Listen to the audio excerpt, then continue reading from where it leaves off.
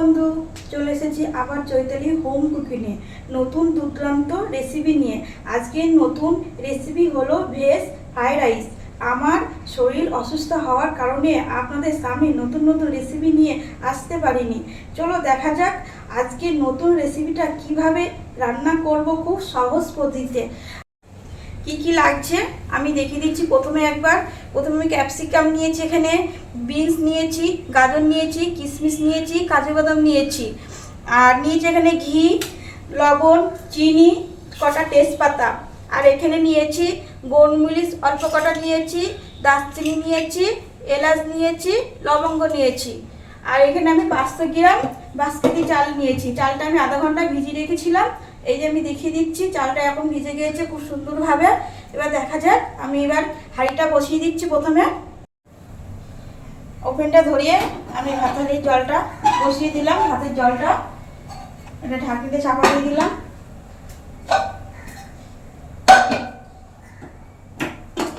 এরপর একটা ওভেন ধরিয়ে দিলাম, ধরিয়ে আমি কড়াইটা বসিয়ে দিলাম। ভাতের জলটা ফুটতে লাগুক, ততক্ষণ আমি সবজি কটা ভেজে নিচ্ছি। সাদা গরম হয়ে যায়, তাহলে কাজু কাটা দিয়ে দিচ্ছি। কাজু কাটা দেওয়ার পর কিশমিশ কটা দিচ্ছি।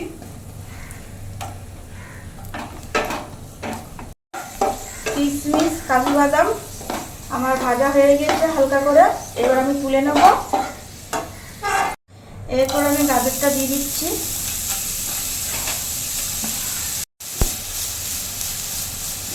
প্রথমে গাজরটা দিয়ে আমি হালকা করে একটু ভেজে নিলাম। এরপর আমি বিনসটা দেব। বিনসটা দিয়ে একটু হালকা করে নেড়ে ছেড়ে নেব। এরপর আমি ক্যাপসিকামটা দিয়ে দেবো। ভালো করে নেড়ে ছেড়ে নেব।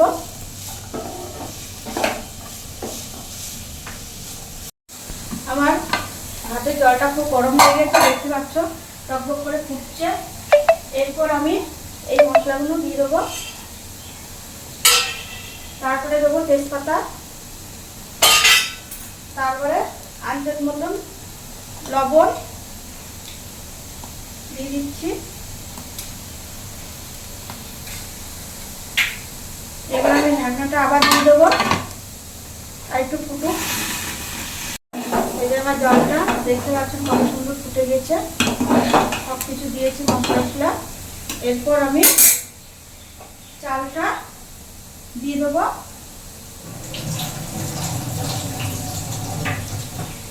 এবার আমি চালটা আস্তে আস্তে দিয়ে দেবো।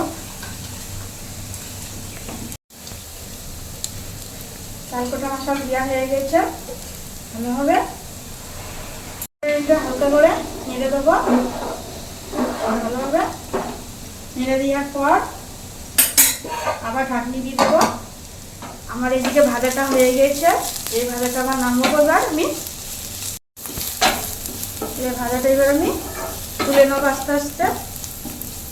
ভাজাটা আমার হয়ে গেছে, হালকা করে ভেজে নিয়েছি। যে ভাতটা আমার ফুটিয়ে গিয়েছে, কিন্তু ভাতের তাকটা আমার ভালোভাবে রাখতে হবে যাতে ভাতটা গলে না যায়। ভাতটা গলে গেলে আমার কিন্তু রাইস ভাতটা ভালো হবে না। ওই জন্য ভাতটা আমাকে ঠিক মতন তাক দেখে আমাকে নামাতে হবে। এই যে আমার ভাতটা হয়ে গেছে, দেখে বোঝা যাচ্ছে ভাতটা এখন ঠিকঠাক আছে। ভাতটা আমার হয়ে গেছে, আমি তারপরে দেখে নিচ্ছি। এই যে ভাতটা আমার হয়ে গেছে, এই যে হালকা করে চিপছি। এরপর যদি একটু বেশি যদি নামাই নরম, তাহলে নরম হয়ে যাবে ভাতটা। এখনই ফ্যানটা আমি ঝরিয়ে দেবো। এরপর ভাতটা আমি একটা পাত্রে এভাবে ঢেলে নিচ্ছি। ভাতটাকে মাখাবো বলে আমি ঢেলে নিলাম। হাঁড়ির মধ্যে 2 চামচ ঘি দিয়ে দিয়েছি, দিয়ে আমি হাঁড়িটাকে ভালো করে মাখিয়ে নিচ্ছি। এরপর আস্তে আস্তে ভাতটা আমি এইভাবে ঢেলে নেবো হাঁড়ির ভেতরে। এইভাবে হাঁড়িতে অল্প করে ভাত আগে ঢেলে নিলাম। প্রথমে আমি আগে ভেতরে ঘি দিয়ে দিচ্ছি, 1 চামচ 2 চামচ ঘি দিয়ে দিলাম। তারপরে যে চিনি দিয়ে দিচ্ছি 1 চামচ। তারপরে দিয়ে দিচ্ছি এই যে ভেজে রাখা ভেজ সবজিগুলো ছিটিয়ে দিয়ে দিচ্ছি হাতা দিয়ে। আবার আবার অল্প কটা ভাত এরকমভাবে ঢেলে দেবো।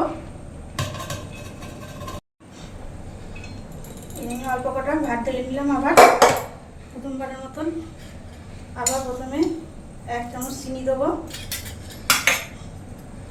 আবার 2 চামচ ঘি দেবো, ভালো করে ঘিটা ছিটিয়ে দিলাম। আবার এই ভেজ সবজিটা দিয়ে দেবো, দেওয়ার পর একটু ভালো করে নেড়ে চেড়ে নেবো, দিয়ে আবার দিব ভাত কটা অল্প করে। এইভাবে 3-4 বার করে মাখিয়ে নেবো সব কিছু দিয়ে।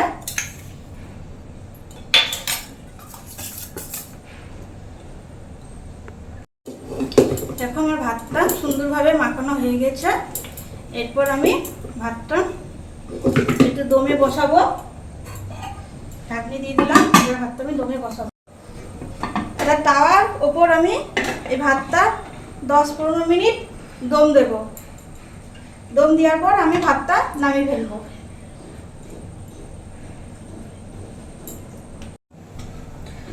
পনেরো মিনিট আমার হয়ে গেছে ভাতটা দম দিতে। এবার আমি 15 মিনিট পর এবার আমি ভাতটা নামিয়ে ফেলছি।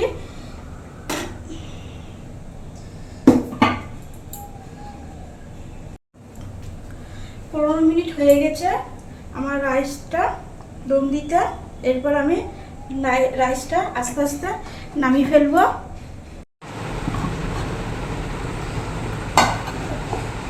দেখুন কত সুন্দর ভাতটা হয়েছে আমার। আমি এই যে তুলে দেখাচ্ছি, কত সুন্দর মিক্সড হয়ে গেছে।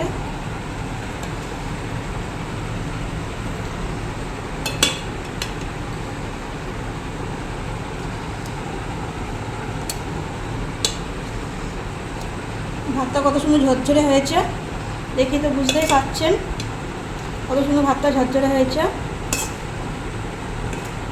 এবং ভাতটা কত সুন্দর ঝরঝরে, যে দেখতে পাচ্ছেন আমার ভেজ ফ্রাইড রাইসটা আমার রেডি হয়ে গেছে। কত সুন্দরভাবে মানে ঝরঝরে ভাতটা করেছি, দেখতেই পারলেন যে আমি হাঁড়ি থেকে ভাতটা বার করে হাতায় করে থালায় ঢালছিলাম।